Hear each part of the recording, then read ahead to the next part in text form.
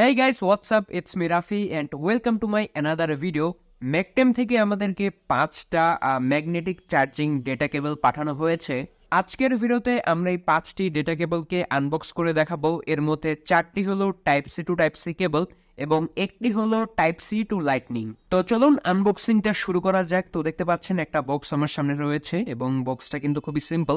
তো এটা হলো মূলত টাইপ সি টু লাইটনিং। এই যে দেখতে পাচ্ছেন আমি আনবক্সটা করে ফেলেছি এবং এটা রাউন্ড শেপের এবং খুবই ভালো কোয়ালিটির। আমার মনে হয় না এগুলো সহজে ছিঁড়বে এবং এগুলো কিন্তু ম্যাগনেটিক। আপনি যেভাবেই রেখে দেন না কেন এগুলো আবার রাউন্ড শেপে একে একে লেগে যাবে।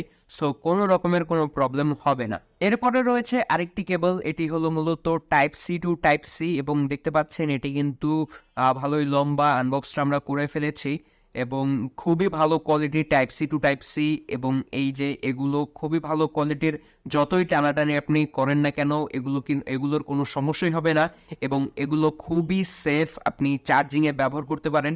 এই কেবলগুলো আপনার ডিভাইসকে এবং চার্জারকে কোনো রকমের কোনো ক্ষতি করবে না।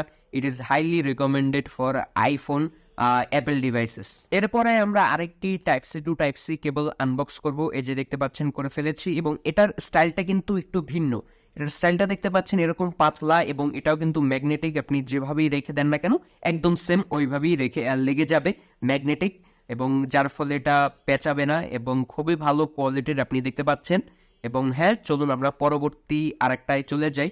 তো এটাও দেখতে পাচ্ছেন এটা হলো type C to type C cable, same ভালো কোয়ালিটির এবং এটা একটু বেশ লম্বা এবং যে কোনো পরিস্থিতিতে আপনি এটাকে ব্যবহার করতে পারেন। আপনার ডিভাইস এবং চার্জারকে কোনো রকমের কোনো হার্মনেস এটা পৌঁছাবে না এবং আপনি আপনার যে কোনো ম্যাক বা অ্যাপেলের যে কোনো ডিভাইসকে এটা দিয়ে চার্জ করতে পারেন খুবই ভালোভাবে। আর লাস্টে আমরা পেয়ে যাচ্ছি ওইরকম আরও একটু অন্য স্টাইলের। এই যে দেখতে পাচ্ছেন এটা হলো এরকম। সো এটা একটু বেশ লম্বা। সো আমার কাছে এটা ভালোই লেগেছে এবং এগুলো কিন্তু খুবই প্রোটেক্টিভ এবং খুবই ভালো কোয়ালিটির এবং এটার আপনার ডিভাইসে চার্জিংয়ের করার ক্ষেত্রে কোনো রকমের কোনো প্রবলেম করবে না। এবং হ্যাঁ, এগুলোও কিন্তু ম্যাগনেটিক এবং এই যে দেখতে পাচ্ছেন আমি এগুলোকে একদম সুন্দর মতো লাগিয়ে নিতে পারছি একদম রাউন্ড শেপে, কোনো রকমের কোনো প্রবলেম হবে না। আমার কাছে এই যে দেখতে পাচ্ছেন একটা ভালো কোয়ালিটির চার্জার আছে। এখানে মূলত 4টা পোর্ট আছে এবং 3টাই টাইপ সি। এটা হলো ইউগ্রিনের 100 ওয়াটের চার্জার।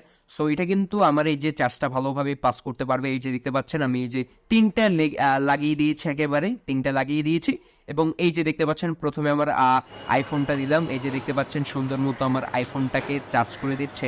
এরপরে আমি এই যে আমার একটা অ্যান্ড্রয়েডকে দিলাম। এই যে দেখতে পাচ্ছেন এটাকেও সুন্দর মতো চার্জ করে দিয়েছে এবং তারপরে আমি আমার আরেকটি অ্যান্ড্রয়েড দিলাম এবং এই যে দেখতে পাচ্ছেন চার্জ করে দিয়েছে। এবং এই যে আপনার যদি কোনো মাল্টিপল এরকম চার্জিং সকেট থেকে থাকে তাহলে আপনি এভাবে চার্জ করতে পারেন, আপনার কোনো রকমের কোনো প্রবলেম হবে না।